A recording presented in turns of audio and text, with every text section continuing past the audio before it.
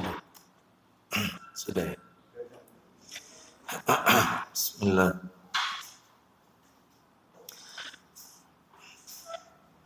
Assalamualaikum warahmatullahi wabarakatuh.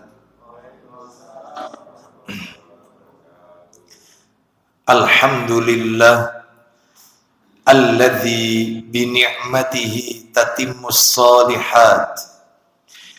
Wa ashhadu an la ilaha illallah wahdahu la syarika lah wa ashhadu anna Muhammadan abduhu wa rasuluh.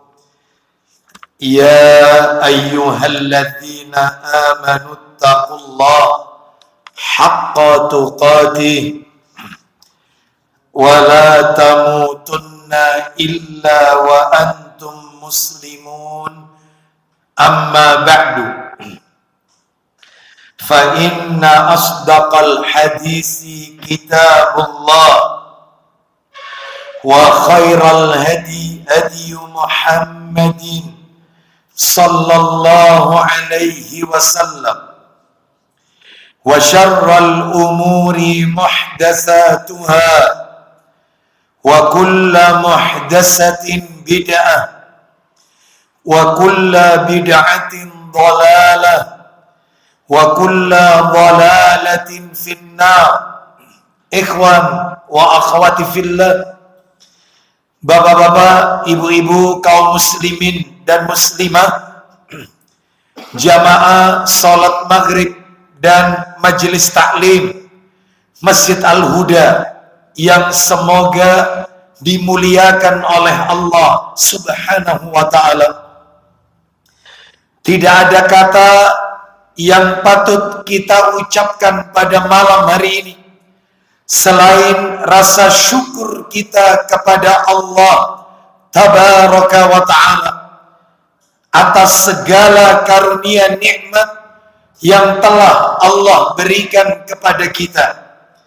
Salah satu dari sekian banyak kenikmatan-kenikmatan yang Allah karuniakan kepada kita dan kita rasakan pada malam hari ini adalah Allah Subhanahu wa ta'ala kembali mempertemukan kita di salah satu rumah Allah dari sekian banyak rumah-rumah Allah yang ada di muka bumi ini, yaitu Masjid Al-Huda, dalam rangka melaksanakan amalan-amalan ketaatan kepada Allah Subhanahu wa ta'ala.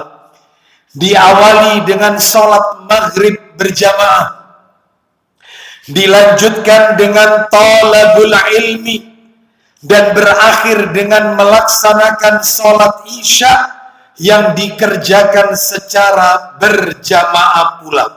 Semoga rangkaian amal ibadah yang kita lakukan pada malam hari ini semuanya tercatat di sisi Allah sebagai pemberat timbangan amal kebajikan kita kelak di yaumil mizan. Bapak Ibu kaum muslimin dan muslimah rahimani wa rahimakumullah, tidak memperpanjang muqaddimah, malam hari ini kita akan melanjutkan pembahasan rutin kita yang kita kaji setiap hari Kamis pekan keempat di Masjid Al-Huda. Materinya adalah membahas kitab yang ditulis oleh Imam Bukhari. Nama aslinya Muhammad bin Ismail bin Ibrahim bin Al-Mughirah bin Bardisbah Al-Ju'fi rahimahullah, yang kita kenal dengan nama Imam Bukhari karena beliau lahir di Bukares, berada di kawasan Asia Tengah. Dan kitab yang kita bahas dari kitab beliau adalah Al-Adabul Mufrad. Kitab yang di dalamnya berisi tentang etika-etika, adab-adab. Terakhir, menurut catatan saya, kita telah menuntaskan pada dalil yang ketiga atau hadis yang kedua dari bab yang pertama. Jadi perlu Bapak Ibu ketahui, di dalam kitab Al-Adabul Mufrad ini memiliki banyak bab, banyak sekali babnya. Dan kita sudah menuntaskan bab yang pertama, yaitu bab tentang birrul walidain, berbakti kepada kedua orang tua. Dan di bab pertama ini ada 3 dalil. Satu dalil dari Al-Quran, surat Al-Ahqaf, surat yang ke-46 ayat 15, dan itu sudah kita pelajari. Dalil yang kedua adalah dalil hadis Nabi Sallallahu Alaihi Wasallam yang diriwayatkan oleh Imam Bukhari dan Muslim, yang isi hadisnya tentang 3 amalan yang paling dicintai oleh Allah Subhanahu wa Ta'ala. 3 amalan. Yang pertama, mudah-mudahan Bapak Ibu masih ingat, sholat tepat pada waktunya. Yang kedua, birrul walidain, berbakti kepada kedua orang tua. Yang ketiga adalah al-jihadu fi sabilillah, jihad di jalan Allah Azza wa Jalla. Itu dalil yang kedua, ini juga sudah kita tuntaskan. Lalu yang terakhir adalah dalil ketiga, hadis Nabi. Jadi 3 dalil ini, 1 dari Al-Quran, 2 dari hadis. Dalil yang ketiga atau hadis nomor 2, kalau di kitab Imam Bukhari hadis nomor 2, adalah hadis yang diriwayatkan oleh Tirmidzi, Ibnu Hibban, dan Al-Hakim, bersumber dari sahabat Abdullah bin Umar radhiyallahu anhuma. Dia berkata, Rasulullah sallallahu alaihi wasallam bersabda, ridha Rabbi fi ridhal walid, wa sakhatur Rabbi fi sakhatil walid. Ridha Rabbi fi ridhal walid, keridhaan Allah, keridhaan Rabb bergantung pada keridhaan orang tua, dan murkanya Allah tergantung pada kemurkaan kedua orang tua. Baik, dan ini pun juga sudah kita tuntaskan materinya pada beberapa waktu yang lalu. Hari ini kita akan memasuki bab yang kedua, Bapak Ibu sekalian. Babnya yang akan kita bahas adalah bab berbakti kepada ibu. Jadi kalau bab yang pertama kepada kedua orang tua, ibu dan bapak, atau bapak dan ibu. Sedangkan bab yang kedua ini berbakti kepada ibu, khusus ibu. Tidak berbicara tentang ayah. Jadi nanti di bab ketiga, itu baru berbicara tentang bakti kepada ayah. Itu di bab ketiga, ya. Lah ini kan kita masuk di bab yang kedua, bab berbakti kepada ibu. Dalilnya cuma ada 2. Dalilnya cuma ada 2. Dua-duanya hadis Nabi. Dua-duanya hadis Nabi. Jadi kalau mau diurut, hari ini kita berbicara hadis nomor 3 dan hadis nomor 4. Nah, begitu. Jadi kalau diurut dari awal kitab, ya. Jadi kalau dari awal kitab kan dalil pertama Al-Quran Al-Ahqaf ayat 15, baru kemudian dalil kedua hadis nomor 1, dalil ketiga hadis nomor 2. Lalu sekarang kita ganti bab kedua, ada 2 dalil, dua-duanya hadis Nabi, berarti nomor 3 dan hadis nomor 4. Begitu, bisa dipahami kira-kira ya? Baik, sekarang saya akan bacakan hadis nomor 3 dari bab yang kedua ini. Bab berbakti kepada ibu, khusus ibu. Kita bisa lihat dalilnya di dalam hadis riwayat Abu Dawud, dalam kitab Sunan Abu Dawud, nomornya 5139. Hadis Abu Dawud 5139. Atau juga diriwayatkan oleh Tirmidzi, ada dalam kitab Tirmidzi, dalam Sunan Tirmidzi, nomornya 1897. Redaksinya sama, cuman beda riwayat, itu aja. Baik, silakan dibantu dibacakan dari mana itu. Kalau kita lihat dalam kitab Adabul Mufrad, itu disebutkan Abu Asim menyampaikan kepada kami dari Bas bin Hakim, dari ayahnya, dari kakeknya, aku bertanya. Nah, betul ya? Silakan dibaca Abu Hurairah. Silakan, ayo.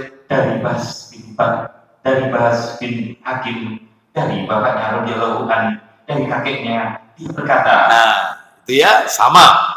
Kita lihat ini, ya. Ya Rasulullah, man abarru. Silakan. Aku bertanya, wahai Rasulullah, siapakah yang paling aku perlakukan dengan baik? Siapakah yang paling berhak aku perlakukan dengan baik? Itu. Qala ummaka. Silakan. Beliau menjawab, ibumu. Ibumu, kata Nabi. Lalu kemudian dia bertanya lagi, qultu man abarru. Silakan. Kemudian siapa lagi? Lalu siapa lagi setelah ibuku? Qala, Nabi menjawab, ummaka. Silakan. Kemudian Rasulullah menjawab, ibumu. Ibumu lagi. Lalu dia bertanya yang ketiga kalinya ini. Qultu, aku bertanya, man abarru. Silakan. Kemudian aku bertanya, kemudian siapa lagi? Siapa lagi wahai Rasulullah setelah ibuku yang harus paling berhak aku perlakukan dengan baik? Nabi lagi-lagi menjawab yang ketiga kalinya, qala ummaka. Silakan. Beliau menjawab, ibumu. Ibumu. Lalu kemudian qultu, aku bertanya lagi, man abarru. Silakan. Kemudian aku bertanya lagi, kemudian siapakah lagi? Baik, ini pertanyaan keempat berarti. Ini pertanyaan keempat kepada Nabi Sallallahu Alaihi Wasallam. Siapa lagi yang paling berhak aku perlakukan dengan baik? Qala abaka. Silakan. Kemudian beliau menjawab, bapakmu. Ayahmu. Lalu Nabi melanjutkan, summal aqraba fal aqraba. Silakan. Kemudian beliau menjawab, yang terdekat. Kemudian yang terdekat. Lalu kerabatmu yang terdekat, lalu kerabatmu yang terdekat. Baik. Bapak Ibu sekalian, rahimani wa rahimakumullah. Hadis nomor 3 ini memiliki setidaknya ya minimal ya memiliki dua pelajaran. Hadis ini memiliki 2 pelajaran. Ini minimal. Apa itu? Yang pertama, hadis nomor 3 ini dari bab yang kedua ini, bab tentang berbakti kepada ibu, menunjukkan kepada kita tentang keadilan Islam. Menunjukkan tentang keadilan Islam. Porsi bakti kepada ibu 3 kali lipat ketimbang ayah. Bakti kita sebagai anak kepada ibu kita 3 kali lipat daripada bapak. Baik. Jadi haknya ibu itu 3 kali ketimbang bapak. Di mana porsi adilnya? Lawang 3 banding.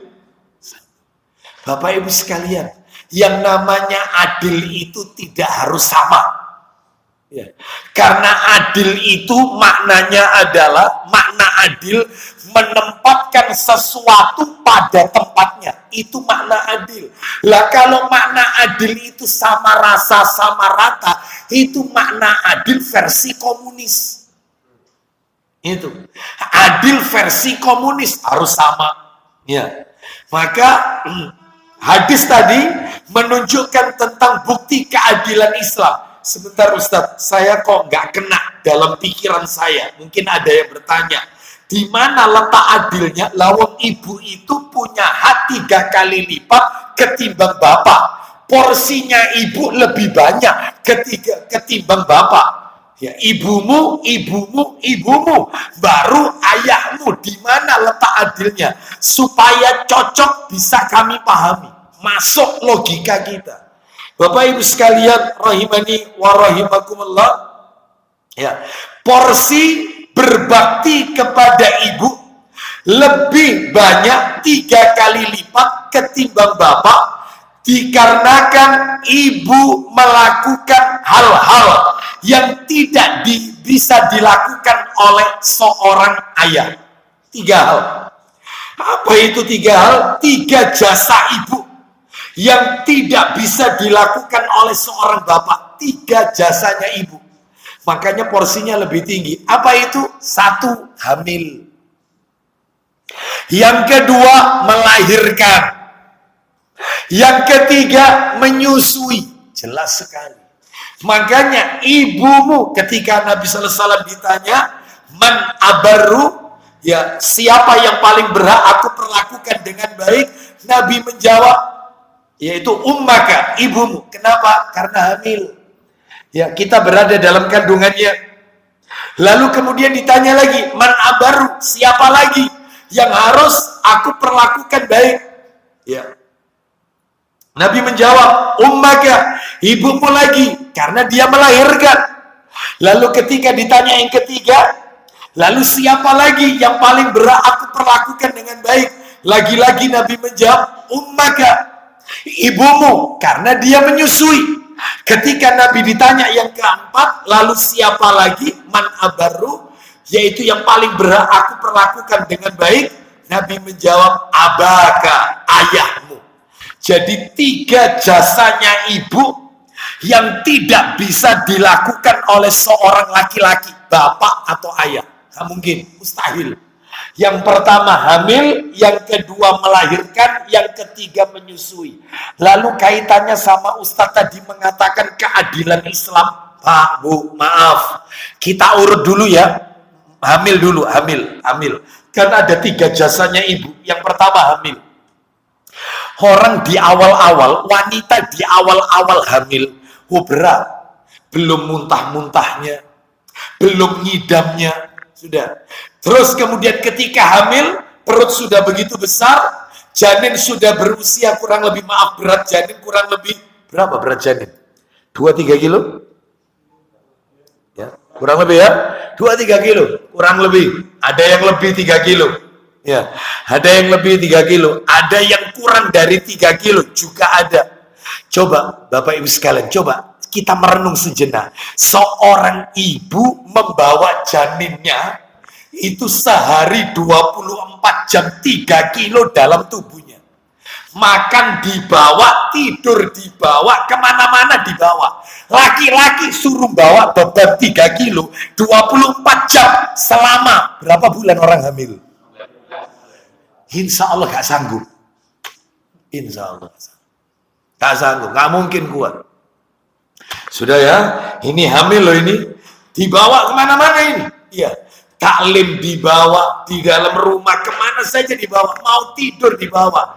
Di dalam tubuhnya ada beban 2-3 kilo. Bayangkan, itu sudah berat. Yang kedua, tambah berat lagi, melahirkan. Pilihan hidup dan mati, meregang nyawa. Apalagi dokter mengatakan, ibu karena ini ada sesuatu, maka ibu harus memilih. Ibu harus memilih Anda atau bayi Anda yang kita selamatkan.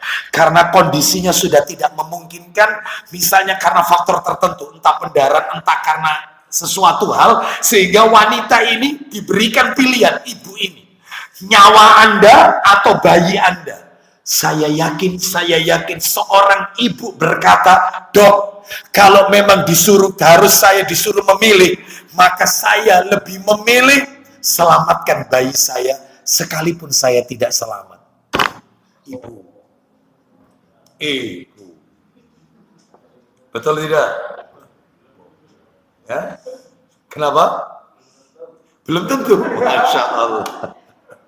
Ya kok meragukan begini? Bapak Ibu sekalian, rahimani wa rahimakumullah. Selamatkan janin saya, ya. Utamakan janin saya sekalipun saya tidak. Ya, apalagi janinnya dalam keadaan tidak ada masalah, sehat. Cuman karena faktor tertentu sehingga dokter dikasih pilihan, ini hidup dan mati, harus salah satu yang diselamatkan. Qadarullah, dua-duanya selamat. Qadarullah. Itu atas izin Allah Azza wa Jalla. Bayangkan, melahirkan pilihan hidup dan mati. Sudah. Lalu yang ketiga, menyusui. Saya mau tanya kepada panjenengan, ini bapak-bapak ini. Ya, saya mau tanya kepada panjenengan. Ya, ini panjenengan bawa anak lahir. Usia ketika, mohon maaf, berat ketika lahir 3 kilo atau 3,5 kilo. Ya, itu selalu Anda bawa terus. Insya Allah gak betah. Ini ibu dikit-dikit bawa, ya, anak nangis, ya berjam-jam, mau nidurkan anak bawa, ya. Bapak-bapak bawa anaknya, bayinya saja, baru dapat setengah jam, hampir 1 jam, wis, gowon anakmu. Ini sampai disape loh anak ini, disape itu 2 tahun loh. Bayangkan, sehingga inilah adilnya Islam. Ibu dapat porsi lebih tinggi ketimbang bapak. Kenapa? Karena dia hamil, melahirkan, menyusui. Inilah letak keadilan Islam. Bapak porsinya 1. Dalam hal yaitu paling berhak untuk mendapatkan perlakuan baik. Ya. Oleh karena itu, ini pelajaran yang pertama dari hadis tadi. Pelajaran yang kedua, Bapak Ibu sekalian, pelajaran yang kedua, kata para alim ulama, karena 3 jasa ibu inilah, hamil, melahirkan, menyusui, ya. Jadi karena 3 jasa ibu inilah, maka kondisi fisik wanita lemah. Sehingga karena wanita itu lemah, ibu itu lemah, potensi peluang untuk dikurang ajari anak lebih tinggi ketimbang sama bapaknya. Oh, ini abe bapaknya gak wani. Ya, begitu kemudian anak kurang ajar, kurang ajar. Coba sama ibu. Ya. Paling dia ngelus badan. Iya. Tak tungak kon dadi anak wong saleh. Dadi anak saleh. Padahal dia ini anak ini dilahirkan oleh ibunya. Gak berani anak. Yaitu sama ayahnya. Kalau sama ibunya yang bentak, ya kurang ajar, ya kasar. Coba kasar sama bapaknya. Kenapa? Karena fisik bapak lebih kuat. Ibu sudah terkuras, ya hamil, melahirkan, menyusui. Potensi untuk dikurang ajari karena kondisinya sudah melemah, lebih tinggi potensinya. Jadi banyak anak lebih banyak kurang ajar sama ibu daripada sama bapak. Potensinya itu. Peluang. Oleh karena itu, Bapak Ibu sekalian, rahimani wa rahimakumullah, ini menunjukkan kepada kita bahwasanya ibu, perlakuan baik kepada ibu lebih tinggi ketimbang ayah. 3 kali lipat ketimbang ayah. Jadi ini dalil yang nomor 3, Bapak Ibu sekalian. Pelajarannya ada 2. Sekarang kita akan membahas hadis atau dalil yang nomor 4 di bab 2. Kita masih bicara bab 2 ya. Mohon maaf, hari ini kita bicara bab 2. Setelah kita tuntaskan bab pertama, bab 2 ini ada 2 dalil. Hadis nomor 3 dan hadis nomor 4. Sekarang kita bacakan hadis nomor 4, Bapak Ibu sekalian. Hadisnya adalah, yaitu disebutkan di dalam kitab Adabul Mufrad. Ya, Adabul Mufrad. Ini kitabnya ada nggak di sini, Adabul Mufrad? Punya kitab Adabul Mufrad? Nggak ada ya? Baik, nggak ada. Pakai punya saya ini. Sebentar saya carikan dulu. Ya, Adabul Mufrad. Ya, kitab Adabul Mufrad. Nomornya, Bapak Ibu sekalian, ya, nomor 4. Jelas. Ya. Ya. Hadisnya nomor 4. Ya, ini nomor 4. Dari Sa'id bin Abi Maryam. Nah, silakan. Abu Hurairah. Ini yang sudah saya download, kitab Adabul Mufrad. Ya. Hadisnya nomor 4. Ya. Kita akan dengarkan ceritanya, yaitu bersumber dari muridnya Ibnu Abbas radhiyallahu anhuma. Siapa namanya? Atha bin Yasar. Nah, Atha bin Yasar rahimahullah. Muridnya Ibnu Abbas radhiyallahu anhuma. Kita dengarkan, ayo. Dari Atha bin Yasar rahimahullah, dari Ibnu Abbas radhiyallahu anhuma, bahwasanya seseorang mendatanginya lalu berkata. Baik. Jadi Atha bin Yasar rahimahullah berkata, "Hani bin Abbasin radhiyallahu anhuma annahu atahu rajulun." Seorang laki-laki mendatangi Ibnu Abbas radhiyallahu anhuma. Ibnu Abbas ini sepupunya Nabi, misanan dengan Nabi. Karena ayahnya Ibnu Abbas adalah pamannya Nabi, saudara kandungnya ayah Nabi, namanya Abbas. Rasul sallallahu alaihi wasallam memiliki ayah bernama Abdullah. Abdullah dengan Abbas satu saudara kandung.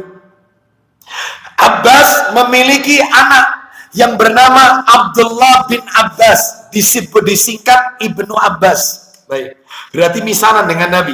Ibnu Abbas radhiyallahu anhu didatangi seorang laki-laki.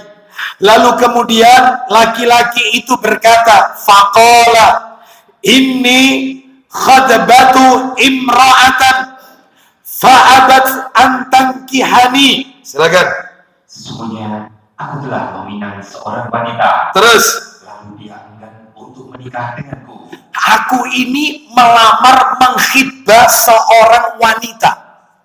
Dan ternyata lamaranku ditolak oleh wanita itu. Dia tidak ingin menikah dengan saya, wanita ini. Lanjut. Lalu. Kemudian dia dipinang oleh orang lain. Dan dia menikah dengannya. Nah, lalu wanita itu dipinang, dilamar, dikhidbah oleh laki-laki lain. Dan ternyata ia terima. Wanita tersebut menerima pinangan orang lain. Dia menolak saya menerima pinangan orang lain. Ya. Lalu kemudian apa yang terjadi?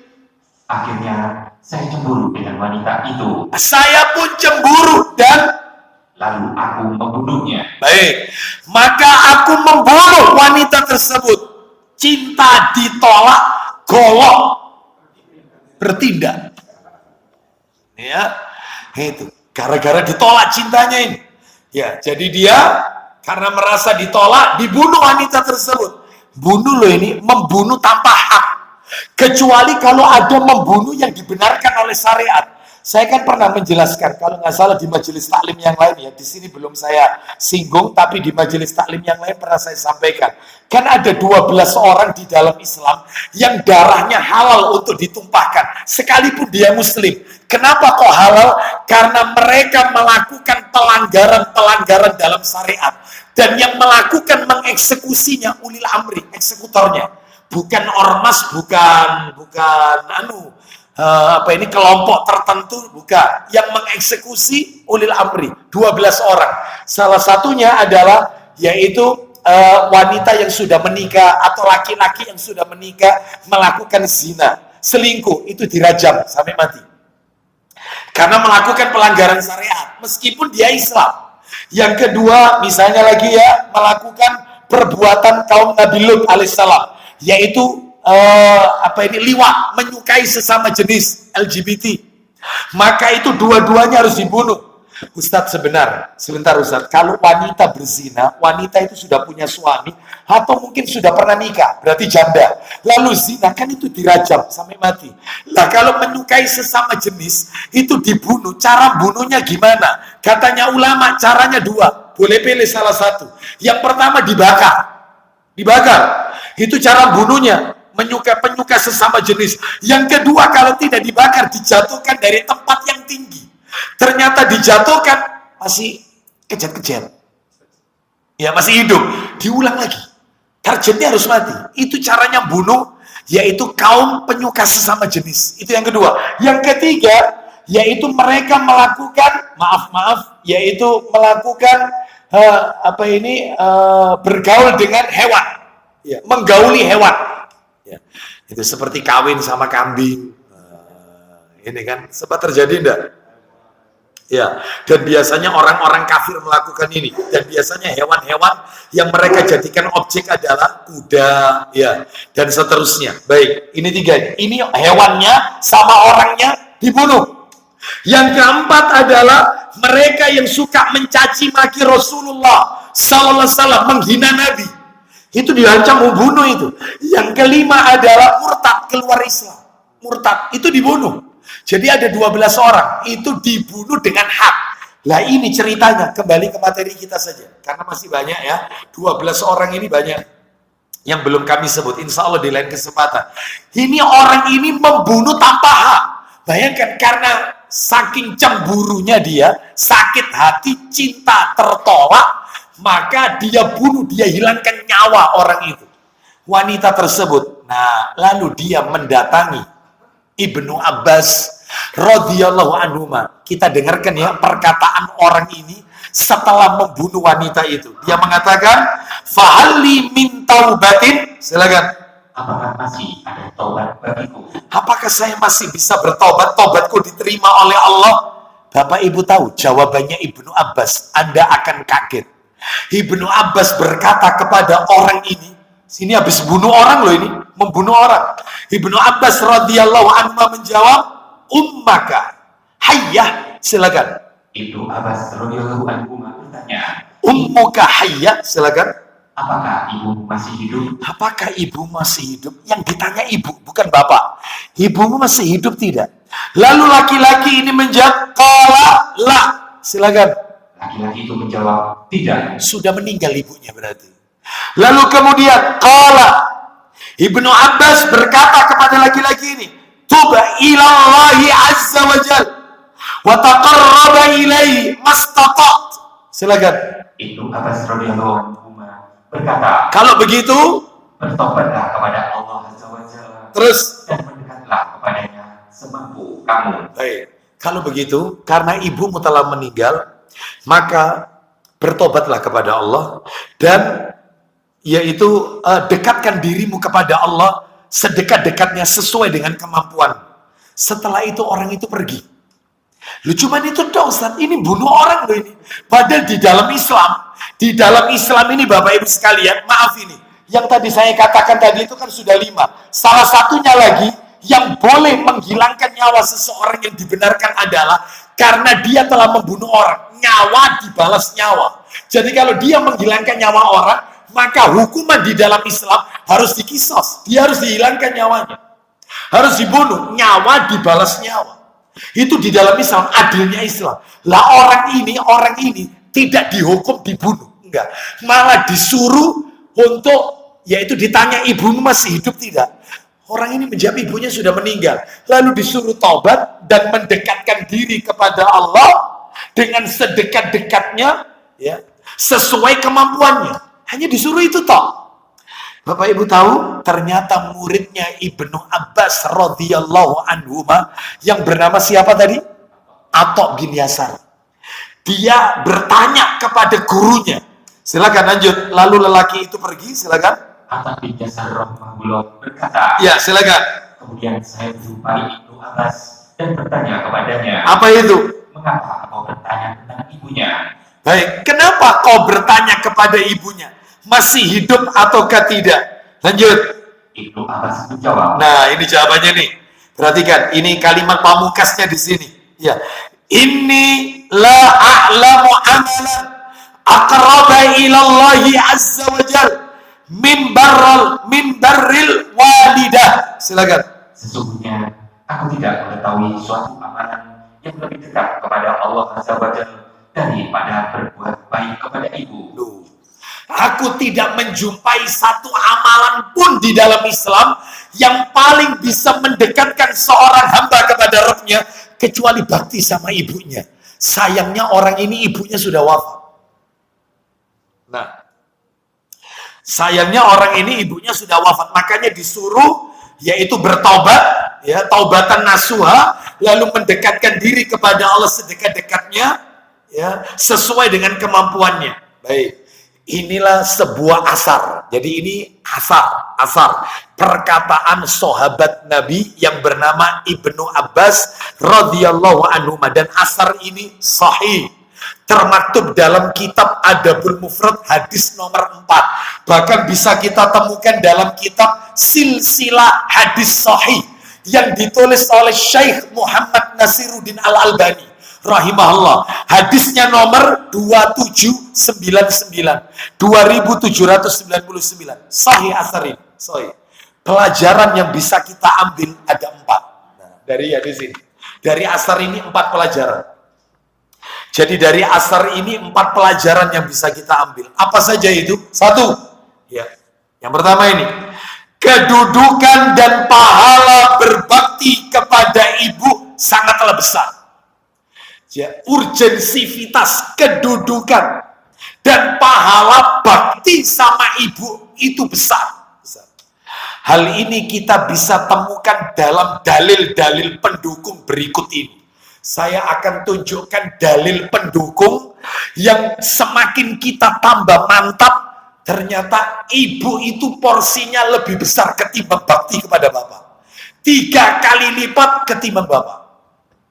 Jasanya ibu 3 kali lipat ketimbang bapak. Ya. Dan pahala berbakti kepada ibu lebih besar ketimbang kepada ayah. Saya tunjukkan dalil-dalil pendukung.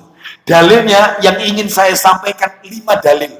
Supaya panjenengan Bapak Ibu sekalian tidak bingung, saya sebutkan aja 5 dalil ini A, B, C, D, E. Ya, jadi kan pelajarannya ada 4. Hadis nomor 4 pelajarannya ada 4. Yang pertama, kedudukan dan pahala berbakti kepada ibu sangatlah besar. Saya akan tunjukkan dalil-dalil pendukungnya. Dalil pendukungnya ada 5. A, B, C, D, E. Sebab nanti ada nomor 2 pelajaran kedua. Supaya tidak bingung nanti. Ya, tumpang tindih. Sekarang saya tunjukkan dalil yang A. Yang A. Yang pertama ini, yang A. Tolong dibuka Sahih Muslim, nomor asli. Yang sudah di-download. Nomornya 2542. 2542. Sahih Muslim nomor 2542. Ketemu? Ya, betul. Langsung nanti dari Umar bin Khattab radhiyallahu an. 2542 Sahih Muslim. Ya, tafadhal, silakan. Yang atasnya 4612 atasnya. 12, betul. Agak pendek itu. Dibaca saja dari Usair bin Jabir radhiyallahu an. Silakan. Ada kan? Ada. Ya, silakan dibaca. Usair bin Jabir, bahwa penduduk Kufah mengutus beberapa utusan kepada Umar bin Khattab. Betul? Silakan dibaca. Atasnya 4612 ya. Ya. Silakan. Ayo. Dari Usair bin Jabir radhiyallahu anhu, Ya. bahwa penduduk Kufah mengutus beberapa utusan kepada Umar bin Khattab radhiyallahu anhu. Lanjut, silakan. Dan di antara mereka ada seseorang yang biasa mencela Uwais. Wais. Di antara mereka ada orang yang biasa mencela Uwais. Lanjut, teruskan. Maka Umar berkata, Maka Umar bin Al-Khattab radhiyallahu anhu berkata kepada beberapa utusan dari Kufah ini. Lanjut. apakah di sini ada yang berasal dari Quran? Baik, apakah di antara kalian ada yang berasal dari Quran? Lanjut. Lalu orang itu mengajak Umar. Kemudian Umar berkata, nah ini, apa itu perkataannya Umar? sesungguhnya Rasulullah Shallallahu Alaihi Wasallam telah bersabda. Nah, Umar bin Khattab radhiyallahu anhu menjelaskan Nabi pernah bilang, Nabi pernah bersabda. Silakan. Sesungguhnya akan datang kepadamu seorang laki-laki dari Yaman Yang biasa, yang biasa dipanggil dengan Uwais. jadi Uwais ini dari Yaman, Bapak Ibu sekalian. Nabi sudah katakan ketika Nabi masih hidup, Nabi sudah katakan akan datang nanti orang dari Yaman dan dia biasa dipanggil dengan Uwais. Lanjut. Dia tinggal di Yaman bersama ibunya. Dia itu tinggal di Yaman bersama ibunya. Saya lanjutkan dikit ya. Setelah itu kita dengarkan kumandang azan Isya. Sudah masuk Isya kan? Kita lanjutkan. Teruskan. Ayo. Dahulu pada kulitnya ada penyakit belang berwarna putih. Baik, terus. Lalu dia berdoa kepada Allah. Dan Allah pun menghilangkan penyakit itu. Kecuali tinggal sebesar uang dinar atau dirham saja. Baik. Nabi sallallahu alaihi wasallam mengatakan dia tinggal bersama ibunya. Dia itu dulu punya penyakit kulit, ya, belang gitu ya, berwarna putih. Lalu dia berdoa kepada Allah Subhanahu wa taala. Ternyata doanya dikabulkan sehingga yang belang yang putih di tubuhnya itu cuma sebesar uang dinar atau uang dirham. Jadi kecil. Allah kabulkan. Lanjut, barang siapa? Barang siapa di antara kalian yang menemuinya. Siapa di antara kalian? Ini Nabi yang bilang ini ketika Nabi masih hidup. Siapa saja di antara kalian yang ketemu Uwais? Lanjut. Maka minta kepadanya untuk memohonkan ampun kepada Allah untuk kalian. Iya. Jadi ini dikatakan bahwasanya kalau ketemu Uwais, minta doanya, diminta doanya agar dia mendoakan kalian supaya Allah mengampuni kalian. Minta doa ampunan kepada Allah Azza wa Jalla. Terus lanjut. Bawahnya lagi. Ya, bawahnya lagi. Kemudian Rasulullah SAW bersabda, sebaik-baik tabi'in. Sebaik-baik tabi'in. Siapa itu? Adalah seorang laki-laki yang dibiasakan dipanggil Uwais. Uwais, sebaik-baik tabi'in. Lanjut. Dia memiliki ibu. Dan dulu dia memiliki penyakit belang di tubuhnya. Carilah dia. Dan mintalah kepadanya agar memohonkan ampun untuk kalian. Baik. Kenapa kok begitu istimewa beliau ini, Uwais radhiyallahu an? Kenapa? Karena dia bakti kepada ibunya. Makanya anak yang bakti kepada ibunya doanya mustajab. Ya, Nabi tidak mengatakan dia tinggal bersama ayahnya. Nabi katakan dia tinggal bersama ibunya. Berapa banyak para ulama-ulama yang dia dididik single parents oleh seorang ibu dan dia menjadi seorang ulama yang terkenal. Salah satunya adalah Imam Syafi'i rahimahullah. Beliau lahir di Gaza, Palestina. Imam Syafi'i mulai kecil nggak ada bapak, dididik oleh ibunya tok, sudah dikirim ke kota Madinah untuk belajar dengan Imam Malik. Umur 10 tahun sudah hafal Quran. Umur 16 tahun Imam Syafi'i sudah jadi qadhi, hakim yang memutuskan perkara-perkara besar. Setiap Ramadan hatam 60 kali Al-Quran Imam Syafi'i, yang nama aslinya Muhammad bin Idris rahimahullah. Satu-satunya imam yang nasabnya ketemu sama kakeknya Nabi Abdul Muthalib ya cuma Imam Syafi'i. Imam Madzhab yang nasabnya ketemu sama kakeknya Nabi ya cuma Imam Syafi'i. Ya, jadi banyak sekali ulama. Ibnu Taimiyah rahimahullah single parents, ibu. Ya. Jadi kalau seorang ibu yang solehah dan dia sabar mendidik anak-anaknya, maka anak-anaknya akan menjadi generasi-generasi emas di dalam Islam. Ya, mudah-mudahan Allah Subhanahu wa taala memberikan kesempatan kepada kita untuk terus bisa berbakti kepada ibu kita. Bagi yang masih memiliki ibu, bagi yang sudah tidak memiliki ibu, maka tentunya sikap bakti kita kepada orang tua kita tidak putus. Doakan mereka, ya doakan, ya umrohkan mereka. Ya, atau tutup hutang-hutangnya, perbaiki hubungan dengan karib kerabatnya, keluarga orang tua, dan seterusnya. Baik, Bapak Ibu sekalian rahimani wa rahimakumullah, kita pending dulu, kita dengarkan kumandang adzan Isya. Setelah itu kita lanjutkan dalil-dalil berikutnya, karena masih sisa 4. Dalil yang B, C, D, dan E belum kita sentuh. Baik, jadi dalil yang A intinya, anak yang berbakti kepada ibunya doanya mustajab. Baik. Sallallahu ala nabiyyina wa ala alihi wa sahbihi wasallam. Tafadhal. Hayya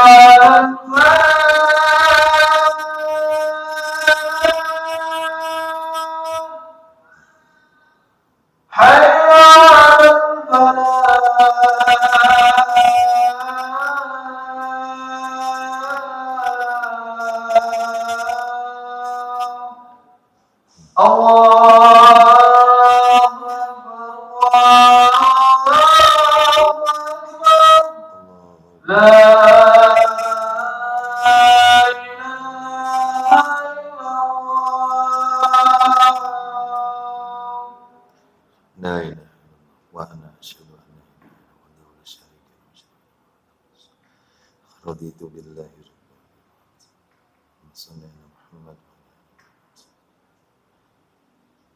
Allahumma barik.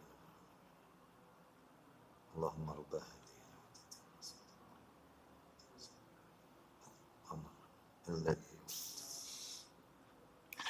Alhamdulillah wassalatu wassalamu ala Rasulillah wa ba'd. Kita lanjutkan Bapak Ibu sekalian dalil pendukung yang B sekarang, yang menunjukkan tentang kedudukan dan pahala berbakti kepada ibu sangatlah besar. Dalil yang B, riwayat Muslim, sama. Sahih Muslim, nomor aslinya nomor 2550. 2550. Ya. Nomor atasnya 4626. Ya, yang nomor atasnya. Ya, karena redaksinya ada beberapa itu. Cari yang 4626. Nomor aslinya 2550. Ketemu ya? Ya, ya betul, Anjar. Silakan. Gak apa-apa kan? Gak apa-apa. Iya. Iya, jangan dari bawah habis nanti. Silakan. Dari Abu Hurairah radhiyallahu anhu, dari Nabi sallallahu alaihi wasallam, beliau telah bersabda. Perhatikan baik-baik. Nabi sallallahu alaihi wasallam menjelaskan dalam sabda beliau, riwayat Muslim ini, lam yatakallam fil mahdi illa salasatun. Silakan. Tidak ada bayi yang dapat berbicara ketika masih berada dalam buayan kecuali 3 bayi. Baik. Tidak ada bayi yang bisa bicara, bisa ngomong, ya, ketika berada dalam buayan, berarti betul-betul masih bayi ini ya, belum dewasa ini, bayi. Kecuali 3 bayi di dalam Islam. 3 bayi saat masih kecil ya, masih bayi ini, dia bisa bicara. 3 bayi. Yang pertama kata Nabi adalah Isa bin Maryam. Silakan. Bayi Isa ibnu Maryam. Yang pertama, bayi Isa putra Maryam. Yang kedua, wasahibu Juraij. Silakan. Dan bayi dalam perkara Juraij. Dan yang kedua adalah bayi ketika kisah Juraij. Nah, sekarang Bapak Ibu, sebelum Abu Hurairah melanjutkan sabda Nabi ini, hadisnya, saya akan tunjukkan ayat Quran yang mengatakan Nabi Isa alaihissalam itu begitu lahir, itu langsung bisa bicara. Bahkan mendakwai Bani Israel untuk mentauhidkan Allah. Loh itu ada dalam Al-Quran. Suratnya Ali Imran. Kita dengarkan surat nomor 3 Ali Imran. Ayatnya ayat yang ke-46. Ayat 46. Ali Imran ayat 46. Allah Ta'ala berfirman, baru lahir, itu sudah berdakwah. Makanya disebutkan ini ada 3 kisah bayi yang bisa ngomong ketika masih bayinya bicara. 1, Isa bin Maryam. Nomor 2, kisahnya Juraij. Yang nomor 3, nanti di belakang. Kita akan dengarkan Abu Hurairah bacakan hadisnya setelah ayat Quran ini. Ali Imran 46 tentang Nabi Isa. Tentang Nabi Isa, Ali Imran ayat 46. Bisa bicara ketika masih bayi. Dan dia berbicara dengan manusia sewaktu dalam buayan. Bayangkan, Isa alaihissalam berbicara dengan manusia sewaktu dalam buayan. Dan ketika sudah dewasa juga berdakwah. Ketika bayi berdakwah, ketika besar dewasa berdakwah. Lanjut. Dan dia termasuk di antara orang-orang soleh. Jadi ini menunjukkan mukjizat yang Allah berikan kepada Nabi Isa alaihissalam. Pengen tahu mukjizat apa lagi yang dimiliki oleh Nabi Isa alaihissalam, Isa bin Maryam? Maka kita bisa dapatkan suratnya sama Ali Imran ayat 49. Tinggal geser dikit aja. 49. Lah di situ lengkap itu. Semuanya mukjizatnya Nabi Isa di situ. Ali Imran ayat 49. Allah berfirman. Silakan. Dan sebagai Rasul kepada Bani Israel, dia berkata. Silakan. Apa kata Isa alaihissalam? Aku telah datang kepada kamu dengan sebuah tanda mukjizat dari Tuhanmu. Apa saja itu mukjizatnya Nabi Isa alaihissalam? 1. Yaitu aku membuatkan bagimu sesuatu dari tanah berbentuk seperti burung. Lalu aku meniupnya. Aku tiup itu. Jadi tanah liat dibuat berbentuk seperti burung dari tanah lalu ditiup. hidup terbang. Terus lanjut. Maka dia menjadi seekor burung dengan seizin Allah. Satu. Yang kedua, mujizatnya. Dan aku menyembuhkan orang yang buta sejak dari lahir. Hei, orang buta sejak lahir diusap dengan izin Allah langsung bisa melihat. Itu nomor 2. Nomor 3. Dan orang yang berpenyakit kusta. Dan orang yang terkena penyakit sopak atau kusta diusap dengan izin Allah sembuh. Gitu ya. Lanjut yang keempat. Dan aku menghidupkan orang mati dengan seizin Allah. Orang mati dengan izin Allah dihidupkan oleh Nabi Isa alaihissalam. Hidup.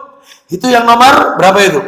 4. Nomor 5. Dan aku beritahukan kepadamu apa yang kamu makan dan apa yang kamu simpan di rumahmu. Kau setelah habis makan apa di rumahmu itu ada apa? Aku tahu. Ini mujizat yang kelima ini. Teruskan. Sesungguhnya pada yang demikian itu terdapat suatu tanda kebenaran kerasulanku bagimu jika kamu orang beriman. Jadi kalau di total mujizatnya Nabi Isa alaihissalam ditambah dengan sebelumnya 6. Yaitu yang pertama tadi mulai kecil bayi ngomong berdakwah kepada Bani Israel. Nah itu ya. Baik. Jadi ya terus yang berikutnya yang 5 mujizat ada di ayat nomor 49 surat Ali Imran. Baik, kembali ke hadis yang tadi Abu Hurairah. 3 bayi bisa bicara ketika masih kecil, masih bayi. Nomor 1 Isa alaihissalam, tuntas, nggak usah kita bahas terlalu dalam. Di dalilnya sudah kami sampaikan. Yang nomor 2 kisah Juraij. Bagaimana itu kisahnya? Ayo lanjut. Juraij adalah seorang laki-laki yang rajin beribadah. Terus Dia membangun tempat peribadatan dan senantiasa beribadah di tempat itu. lanjut. Ketika sedang melaksanakan sholat sunnah, tiba-tiba ibunya datang dan memanggilnya. Terus Wahai Juraij. wahai Juraij.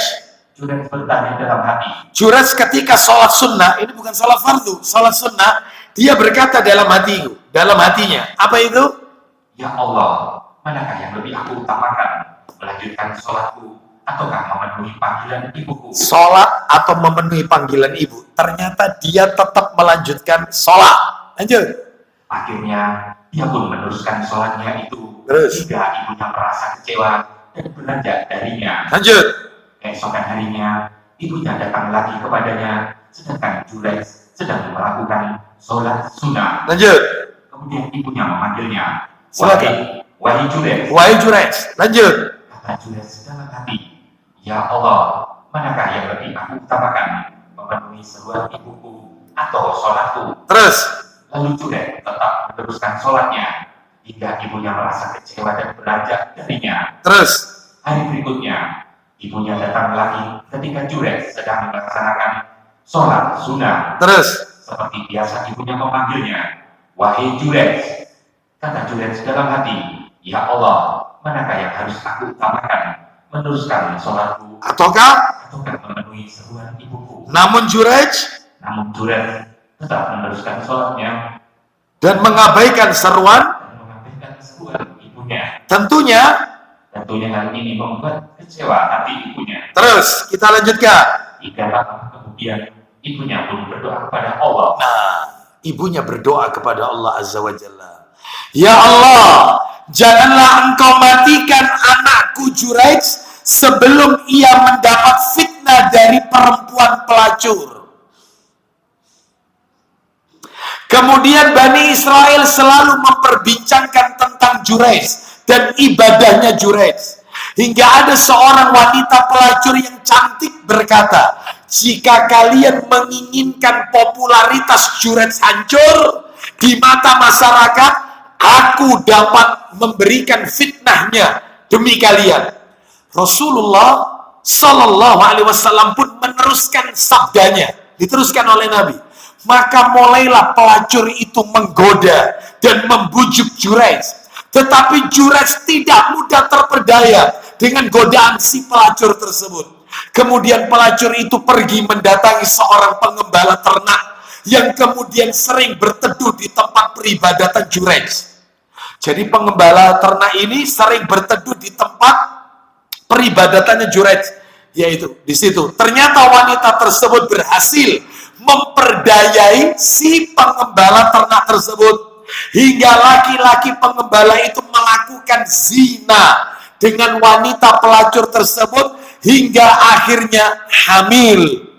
Setelah melahirkan, wanita pelacur itu berkata kepada masyarakat sekitar bahwa bayi ini hasil perbuatan aku dengan Jurej.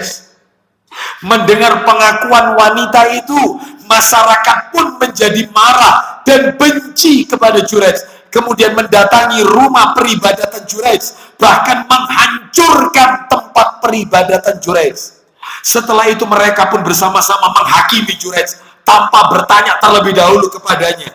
Lalu Jurej bertanya kepada mereka, mengapa kalian lakukan ini kepadaku? Dia nggak berontak, dia tidak melakukan perlawanan. Kenapa kalian lakukan ini kepadaku? Mereka menjawab, kami lakukan hal ini kepadamu karena kamu telah berbuat zina dengan pelacur ini, hingga ia melahirkan bayi dari hasil perbuatan zinamu dengan wanita ini. Jurej berseru, di mana bayi itu? Di mana bayi itu? Kemudian mereka menghadirkan bayi hasil perbuatan zina itu dengan menyentuh perutnya dengan jari tangannya Jurej. Seraya Jurej bertanya, hai bayi, siapakah sebenarnya ayahmu? Ajaibnya sang bayi langsung menjawab, si fulan, seorang pengembala. Sabda Rasulullah Sallallahu Alaihi Wasallam berikutnya, akhirnya mereka menaruh hormat kepada Jurej. Kado. Mereka menciumi dan mengharapkan berkah dari Jurej. Setelah itu mereka pun berkata, kami akan membangun kembali tempat ibadahmu ini dengan bahan yang terbuat dari emas. Namun Jurej menolak dan berkata, tidak perlu. Tetapi kembalikan saja rumah ibadah seperti semula yang terbuat dari tanah liat. Akhirnya mereka pun mulai melaksanakan pembangunan rumah ibadah itu seperti semula. Singkat kisah seperti itu. Lalu bayi yang ketiga, tadi kan disebutkan 3 bayi. Yang pertama Isa alaihissalam, yang kedua kisahnya Jurej. Yang ketiga, ayo Abu Hurairah silakan. Dan bayi ketiga, yaitu ada seorang bayi sedang menyusu kepada ibunya. Itu seorang bayi sedang menyusu kepada ibunya. Tiba-tiba ada seorang laki-laki yang gagah dan berpakaian yang bagus pula. Terus Lalu ibu bayi tersebut berkata, jadi lewat seorang laki-laki gagah, terlihat dari penampilannya kaya raya, si ibu batin, dia berdoa. Apa kata si ibu? ya Allah, ya Tuhanku, jadikanlah anakku ini seperti laki-laki yang sedang mengendarai hewan tunggangan itu. Kalau bahasa kita, ya Allah, mudah-mudahan anakku besok menik kaya wong iku. Ya. Itu kalau bahasa kita lah. Itu ya. Lanjut teruskan.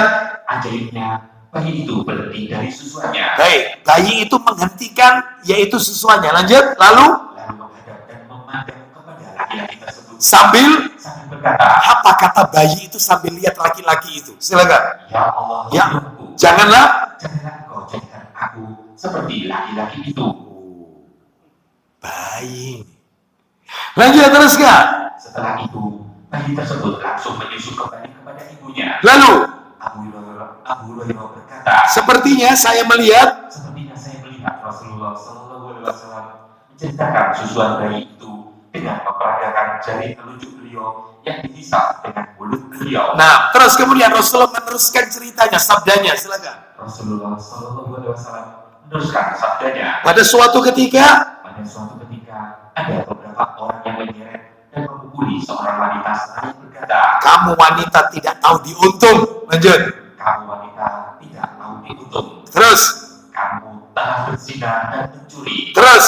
Tetapi wanita itu tetap tegar dan berkata, hanya Allah penolongku. Hanyalah Allah penolongku. Terus. Sesungguhnya dialah sebaik-baik penolongku. Kemudian ibu bayi itu berkata, nah, ini lagi menyusui anak ini, disusui. Ya, bayi ini ibunya berkata, ya Allah, janganlah kau jadikan anakku seperti wanita itu. Nah, seperti itu. Terus tiba-tiba bayi tersebut berhenti dari susuan ibunya. Terus lalu memandang wanita tersebut seraya berkata. Bayi itu berhenti dari susuan ibunya, lalu bayi ini memandang wanita tersebut sambil berkata, apa itu? Ya Allah, ya Tuhanku, jadikanlah aku sepertinya. Kebalik ini ya, dibalik. Ya. Terus demikian pernyataan ibu dan bayinya itu terus berlawanan. Terus berlawanan hingga ibu tersebut berkata kepada bayinya. Apa kata ibunya? Celaka kamu wahai anakku. Celaka kamu wahai anakku. Tadi ada orang laki-laki yang gagah menawan lewat di depan kita, kau malah berdoa, ya Allah jadikanlah aku berdoa, ya Allah jadikan anakku seperti laki-laki itu. Malah kau mengatakan, ya Allah janganlah engkau jadikan aku seperti laki-laki itu. Kemudian tadi ada beberapa orang nyeret memukuli seorang wanita sambil berkata, ya Allah janganlah engkau jadikan anakku seperti wanita itu. Tetapi kamu malah berkata, ya Allah jadikan aku seperti wanita itu. Mendengar pernyataan ibunya itu, sang bayi pun menjawab. Silakan. Tadi ada seorang laki-laki. Lanjut sampai di situ aja. Sesungguhnya, ya sampai di mana? Mendengar pernyataan ibunya itu, sang bayi pun menjawab. Silakan. Sesungguhnya laki-laki yang gagah itu, ya. Sesungguhnya laki-laki yang gagah dan menawan lewat di depan kita. Teruskan, bawa lagi. Sudah saya sampaikan tadi. Nggak usah diulang lagi. Ya. Mendengar pernyataan ibunya itu, sang bayi pun menjawab, sesungguhnya laki-laki yang gagah itu seorang diktator. Hingga aku mengucapkan, ya Allah janganlah engkau jadikan aku seperti laki-laki itu. Sementara wanita yang dituduh mencuri dan berzina itu, sebenarnya dia wanita yang soleha, tidak pernah zina, tidak pernah mencuri. Oleh karena itu aku pun berdoa, ya Allah jadikanlah aku seperti wanita tersebut. Ya, jadi ini menunjukkan kepada kita, kembali ke materi kita, bahwasanya bakti kepada ibu ini lebih ditekankan. Apa manfaat pelajaran yang bisa kita ambil dari kisah Jures tadi? Semestinya Jures membatalkan sholatnya karena sholat sunnah, kecuali kalau sholat fardu. Panggilan ibu lebih diutamakan. Yang kedua, doa ibu itu mustajab, sekalipun doanya penuh dengan kejelekan. Makanya mohon maaf, kita yang jadi orang tua, terutama akhwat yang ada di bawah, hati-hati kalau ngomong sama anak, hati-hati. Kadang-kadang banyak wanita itu, ibu-ibu menvonis anaknya, kon kurang ajar ambek mama ya, kurang ajar, betik kurang ajar ya, delodok. Apa delodok itu? Di bahasa Keleta ini ya, seperti itu, kurang ajar ya. Apalagi sampai nyumpai mandar konku ya, konku ini wis rorosani, jangan. Mama ndak ridho, jangan, kasihan anak ini, jangan. Ucapan orang tua ini, ibu terutama, mustajab, hati-hati. Kasihan nanti anak ini, karena yaitu mendapatkan doa jelek dari orang tuanya, terutama ibunya. Baik. Jadi ini menunjukkan kedudukan dan pahala berbakti kepada ibu sangatlah besar. Ya. Kita lanjutkan Bapak Ibu sekalian, yang C. Saya sebutkan pelajaran yang pertama saja ya, nomor 2 sampai nomor 4, insya Allah kesempatan berikutnya. Yang C, kita tuntaskan dalil pendukungnya. Sampai E. Yang C sekarang. Coba dibuka Ibnu Majah, nomor asli, Ibnu Majah, Sunan Ibnu Majah. Nomor 3661 Ibnu Majah. Nomor asli 3661 Ibnu Majah. Silakan. Ya. Dari Al-Mikdam bin Mahdi Karib radhiyallahu an, dia berkata, silakan. Dari Al-Mikdam bin Mahdi Karib radhiyallahu an, dia berkata, ya, bahwa Rasulullah SAW bersabda, Innallaha yusikum bi ummahatikum salasan. Innallaha yusikum bi abaikum. Innallaha yusikum bil aqrabi fal aqrab. Silakan. Sesungguhnya Allah telah mewasiatkan kalian supaya berbakti kepada ibu-ibu kalian. Beliau mengucapkan 3 kali. Allah berwasiat kepada kalian untuk bakti sama ibu itu 3 kali. Allah wasiat untuk bakti kepada ibu 3 kali.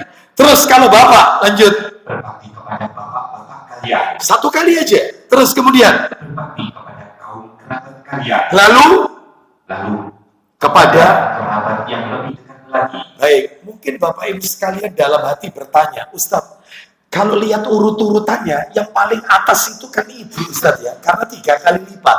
Baru kemudian yang kedua kan bapak. Lah yang nomor 3 tadi kan karib kerabat terdekat. Lah ini karib kerabat terdekat ini karib kerabat dari jalur ayah atau dari jalur ibu? Jawabannya adalah jalur ibu, bukan jalur bapak. Jadi dulure ibu, bude atau bule, kakaknya ibu atau adiknya ibu yang perempuan, terutama yang perempuan. Jadi bukan Pak D Pale dari ibu, bukan. Kalau bahasa Arab, kalau dari ibu berarti kholati. Kholati. Kalau dari bapak itu amati, tante dari bapak.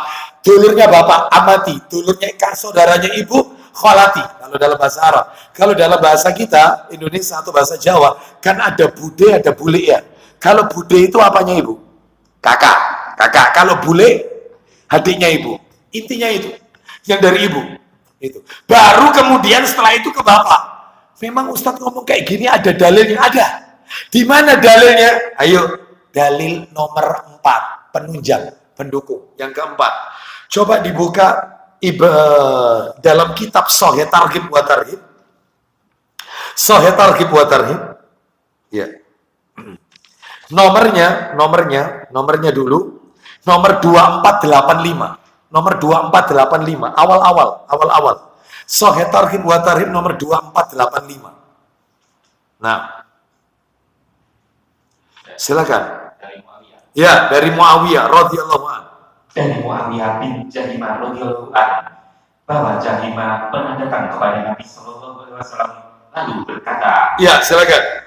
Wahai Rasulullah sallallahu alaihi wasallam, Ya, saya ingin berperang dan sungguh saya datang untuk meminta pendapatmu. baik, saya ingin ikut berperang. Saya minta pendapat Anda. Lanjut jawabannya Nabi. Maka beliau bersabda, Silakan. apakah kamu memiliki ibu? Nah, apakah kau memiliki ibu? Halaka min ummin? Lanjut. Kemudian dia menjawab, Nah, iya. iya. Ya, saya punya ibu. Lalu apa kata Nabi? Beliau bersabda, Ilzamha. Silakan. tetaplah bersamanya. Tetaplah bersama ibumu. Kenapa? Fa'innaha, ya, mohon maaf, fa'innal jannata inda rijliha. Silakan. Karena sesungguhnya surga ada di kakinya. Karena surga itu ada di kakinya. Gak usah ikut berperang jihad. Baktilah sama ibumu, temani ibumu. Jangan buat dia sedih. Surga itu ada pada kakinya. Nabi tidak menyebutkan bapak. Ini menunjukkan kedudukan ibu. Pahala bakti kepada ibu. Ini lebih besar porsinya. Nah, tapi jangan kemudian punya pengertian, yaitu meminum sisa air cucian kakinya ibu. Nah, ini nggak benar ini. Ya, terus sungkem Idul Fitri, halal bihalal, apa istilah halal bihalal katanya ya. Yaitu minal aidin istilahnya, itu sambil ngesot. Nah, nggak ada. Ya, nggak boleh kita ini menundukkan yaitu kepala kita atau punggung kita menghormati orang lain sampai ngesotnya, nggak boleh. Ya, sama kiai sampai dicium, ya nggak benar ini. Ya nggak ada tuntunannya. Biasa aja, salaman tangan biasa. Boleh nggak Ustaz mencium tangannya orang soleh? Boleh, tapi tidak boleh dijadikan habit, kebiasaan. Dan orang yang kita cium tersebut adalah orang yang benar-benar orang soleh. Dan terhindar dari riya dan seterusnya. Orang alim, boleh. Dan itu pun tidak terus-menerus, sesekali. Terus kalau misalnya kita mencium orang yang kita hormati, orang tua, istri mencium tangannya suami, boleh, nggak apa-apa. Boleh, nggak masalah. Yang nggak boleh itu kalau mencium tangan suami setiap selesai sholat. Nah itu nggak ada dalilnya itu. Habis assalamualaikum warahmatullah, assalamualaikum warahmatullah, terus meraih tangannya suami. Itu kalau istrinya dua-duanya meraih. Ini misal. Ya. Kan gitu ya. Jadi amin katanya. Ya habis salaman ribut. Kita lanjutkan. Nah itu dalil yang keempat. Ya, yang keempat. Dalil yang kelima, yang maksudnya, yang pendukung terakhir, penutup. Kita tutup sampai di sini. Dalil kelima, yang maksudnya. Sahih Targhib wa Tarhib, ini yang tadi saya sampaikan. Yaitu kepada keluarga terdekat itu siapa? Dari ayah atau dari ibu? Lah ini nanti ketemunya di sini. Coba dibuka Sahih Targhib wa Tarhib nomor 2504. 2504. 2504 dari Ibnu Umar radhiyallahu anhuma. Silakan baca. Dari Ibnu Umar radhiyallahu anhuma. Ya. Menuturkan. Silakan. Seorang laki-laki mendatangi Nabi sallallahu alaihi wasallam. Ya. Lalu berkata, apa kata laki-laki itu?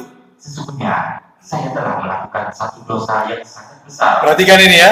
Laki-laki ini berkata kepada Nabi, ini adnabtu dzamban azima. Aku telah melakukan dosa yang sangat besar. Tidak diketahui dosa apa. Yang jelas dia melakukan dosa yang sangat besar. Fa'alli min taubati. Silakan. Apakah saya masih bisa bertaubat? Apakah saya masih bisa taubat? Apa jawaban Nabi? Maka beliau menjawab, Lihat-lihat. Nabi bertanya, halaka min ummin. Ini Nabi loh, bukan Ibnu Abbas yang tanya. Nabi, halaka min ummin. Lanjut. apakah kamu masih memiliki seorang ibu? Ibumu masih hidup tidak? Apa kata laki-laki itu? Dia menjawab, tidak. Tidak, Rasulullah." tidak. Ibuku telah meninggal. Nabi tanya lagi. Nabi, orang ini habis melakukan dosa besar. Nabi tanya lagi, fahalaka min kholati. Nah, kholati. Kholati berarti saudaranya ibu. Lanjut. Beliau bertanya, apakah kamu memiliki bibi dari saudari ibu? Nah, bibi, tante dari ibu. Laki-laki ini menjawab, nah, aku punya bibi, tante, entah bude, entah bule. Lanjut. Dia menjawab, iya. Baik, kata Nabi, kalau tobatmu ingin diterima, dosamu ingin diampuni oleh Allah, fabirroha. Lanjut. Beliau bersabda, maka berbaktilah kepadanya. Berarti bakti, berbuat baik kepada saudara dari ibu, adiknya ibu, kakaknya ibu, yang perempuan ya, yang perempuan, itu peluntur dosa. Peluntur dosa.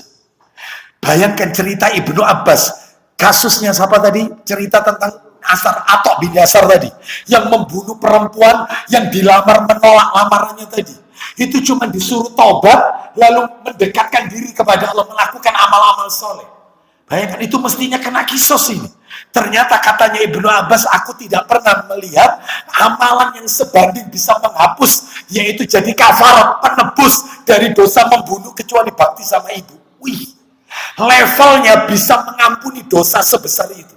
Bakti sama ibu. Bakti sama ibu. Makanya berbahagialah yang masih punya ibu. Lalu kita pernah melakukan dosa besar, bakti sama ibu. Allah akan hapus dosa kita. Kalau tidak punya ibu, dulur ibu. Ustaz, dulur ibu ini Ustaz utangan gak bayar-bayar. Apa? Ya, kan ada tante itu utang gak bayar-bayar. Ya. Seperti itu, liane Ustaz kalau ketemu ini mesti sambatan. Aku selama no duit, kok lah ya ponaanku. Selalu itu. Dan tidak pernah bayar. Seperti itu, minta apa ini mengeluh sambatan terus isinya.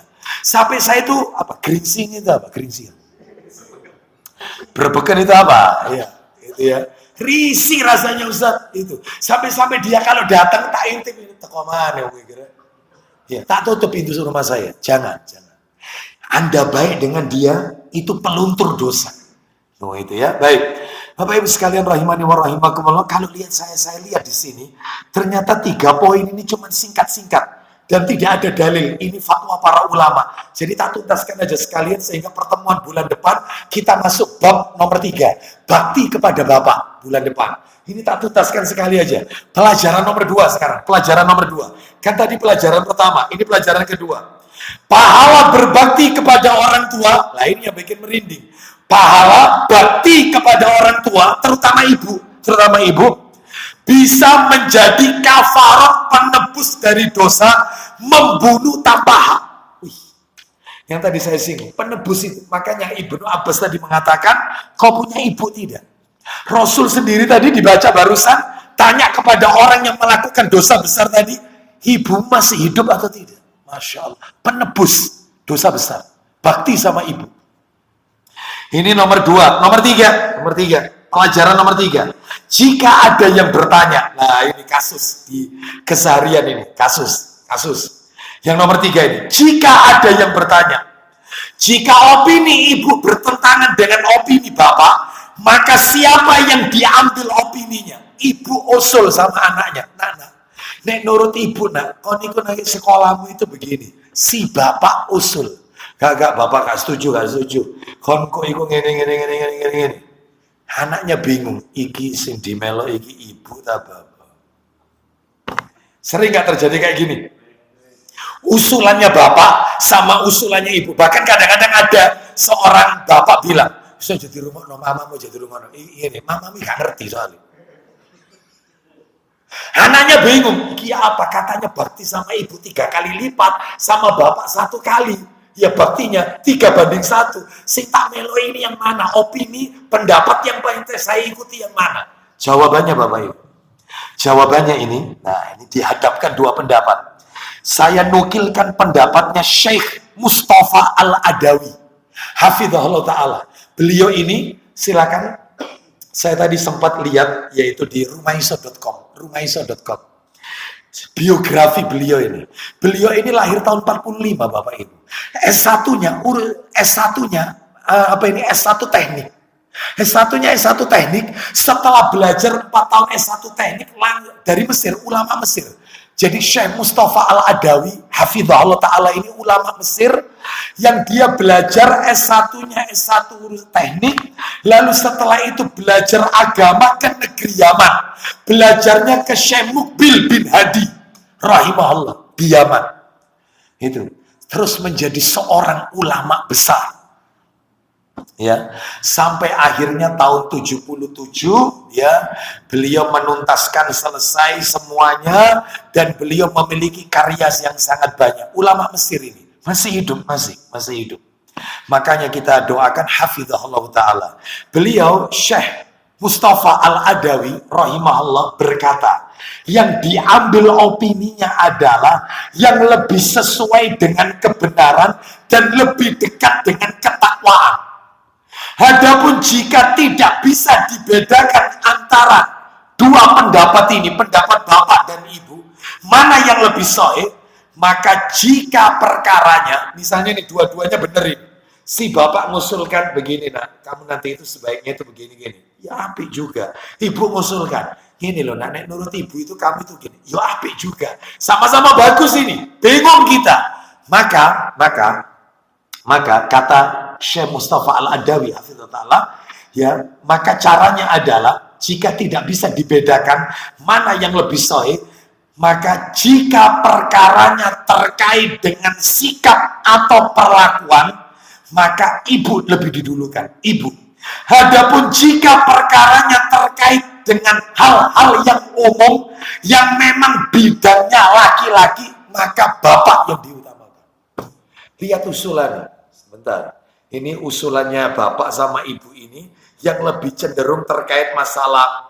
Ibunya bilang, bapaknya bilang usulkan, ini lah nak, kamu nanti kuliah itu gak apa-apa, kamu sambil belajar agama, sambil nanti ya learning by doing, tapi kamu juga harus belajar ini. Si ibu, ibu kepingin kon mondok. Ya, ibu kepingin duwe anak iki hafal Quran dan seterusnya. Si bapak mengatakan, gak apa-apa, bisa kok hafal Quran meskipun dia kuliah umum, bisa hafal Quran. Banyak kok yang seperti itu. Maka kalau kaitannya dengan akhlak, sikap, kesolehan, budi pekerti, kaitannya dengan itu, ibu yang diambil pendapatnya. Karena pendapatnya ibu lebih cenderung ke sana. Tetapi kalau masalahnya ini masalah umum dan itu kaitannya dengan yang laki-laki, maka bapak yang kita ambil pendapatnya. Wallahu a'lam wa bishawab. Gitu ya. Terus Ustadz, saya ngambil bapak, ibu saya ngajar. Jadi kau nurut sampai papa, bukan nurut sampai mama. Ya bisa ngarep. Nah, gitu ya apa Ustadz? Ya. Ya apa? Ya minta ridhonya, doakan ya Bu ya, doakan ya. Nomor 4. Jika ada yang bertanya, jika ayah dan ibu saling berselisih, bertengkar ini, apa yang harus dilakukan oleh anak? Belani ibu atau belani bapak? Ribut ini di depan kita. Koni ibu 3 kali lipat jasanya. Si bapak baktinya 1 kali. Ini bela sopo ini, ya. Maka jawabannya Syekh Mustafa Al-Adawi hafizahullah taala. Kami nukil dalam kitab Fiqhul Ta'ammal Ma'al Walidain halaman 24. beliau mengatakan wajib bagi seorang anak mendamaikan keduanya dengan cara yang baik dan tidak membela salah satu pihak dengan tangan atau dengan lisan. Nggak boleh. Karena ada seorang anak itu, si bapak memukul ibunya, lalu dia bela ibu, lalu mukul bapaknya. Ada nggak yang kayak gini? Ya. Ibuku dilarani, jangan, nggak boleh.